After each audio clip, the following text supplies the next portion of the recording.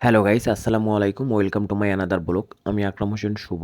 আজকে আমি চলে আসলাম চট্টগ্রামের ডিসি পার্ক। আর ডিসি পার্কে আসার পরে এই সুন্দর বিলটা দেখে আমি তো খুবই এক্সাইটেড। আশপাশ এরিয়াটা খুবই সুন্দর, খুবই মুগ্ধ হই। এবং এত বড় বিল যেখানে বিভিন্ন রং বেরঙের নৌকা আছে, যে যে নৌকা থেকে এখানে ঘুরতে আসা মানুষ একটা নদীর একটা ভিউ উপভোগ করে, সুন্দর করে নৌকায় ভ্রমণ করে।